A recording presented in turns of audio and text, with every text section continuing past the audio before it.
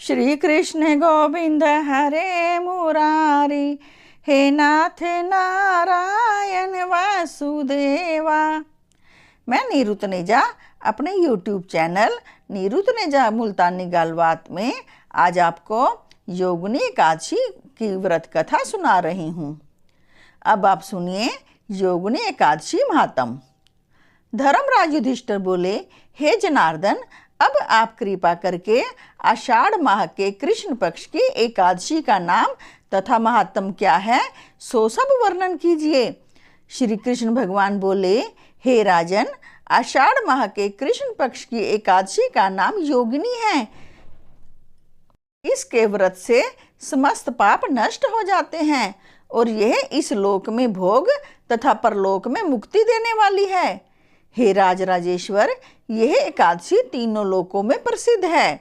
मैं आपसे एक पुराणों में कही हुई कथा कहता हूँ, ध्यानपूर्वक सुनो।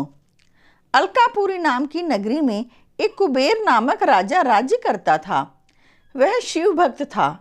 उसकी पूजा के लिए एक माली पुष्प लाया करता था। उसके विशालाक्षा नाम की अत्यंत सुंदर स्त्री थी। एक दिन वह मानसरोवर से पुष्प ले आया, परंतु कामासक्त होने के कारण पुष्पों को रखकर स्त्री के साथ रमन करने लगा और दोपहर तक ना आया। जब राजा कुबेर को उसकी राह देखते देखते दोपहर हो गई तो उसने क्रोधपूर्वक अपने सेवकों को आज्ञा दी कि तुम लोग जाकर हेममाली का पता लगाओ कि वह अभी तक पुष्प क्यों नहीं लाया है। जब यक्षों ने उसका पता लगा लिया तो वे कुबेर के पास आकर कहने लगे, हे राजन, वह माली अभी तक अपनी स्त्री के साथ रमन कर रहा है। यक्षों की इस बात को सुनकर कुबेर ने हेममाली को बुलाने की आज्ञा दी।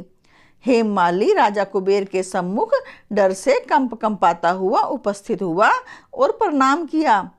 उसको देखकर राजा कुबेर को महान क्रोध आया। उसने कहा, हे पापी, महानीच कामी, तूने मेरे पूजनीय ईश्वरों के भी ईश्वर शिव जी का अनादर किया है। इससे मैं तुझे श्राप देता हूँ कि तू स्त्री का वियोग भोगेगा और मृत्यु लोक में जाकर कोढ़ी होगा। कुबेर के श्राप के प्रभाव से वह उसी क्षण स्वर्ग से पृथ्वी पर जा गिरा और कोढ़ी हो गया।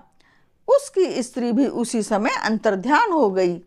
मृत्यु लोक में जाकर उसने महान दुख भोगे, परंतु शिवजी की भक्ति के प्रभाव से उसकी बुद्धि मलिन ना हुई। वह हिमालय पर्वत की ओर चल दिया। वहां पर चलते चलते मार्कंडेय ऋषि के आश्रम में पहुंचा। वह ऋषि अत्यंत वृद्ध और तपशाली थे। उनको देखकर वह हेममाली वहां गया और उनको प्रणाम करके उनके चरणों में गिर पड़ा। उसको देखकर मार्कंडेय ऋषि बोले कि तूने कौन से कर्म किए हैं जिससे तू कोढ़ी हुआ और महान दुख भोग रहा है। इस पर हेममाली बोला, हे मुनि, मैं यक्षदान कुबेर का सेवक हूँ।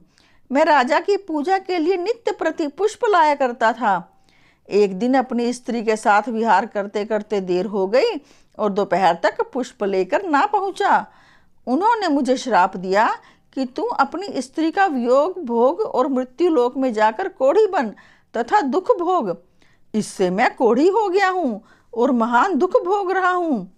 अतः आप कोई ऐसा उपाय बतलाइए जिससे मेरी मुक्ति हो। इस पर मार्कंडेय ऋषि बोले कि हे भाई, तूने मेरे सम्मुख सत्य वचन कहे हैं, इसलिए मैं तेरे उद्धार के लिए एक व्रत बतलाता हूँ। यदि तू आषाढ़ माह के कृष्ण पक्ष की योगिनी नामक एकादशी का विधि पूर्वक व्रत करेगा तो तेरे सभी पाप नष्ट हो जाएंगे। इस पर हेममाली बहुत प्रसन्न हुआ और मुनि के वचनों के अनुसार योगिनी एकादशी का विधि पूर्वक व्रत किया। इसके प्रभाव से वह फिर अपने पुराने रूप में आ गया और अपनी स्त्री के साथ विहार करने लगा।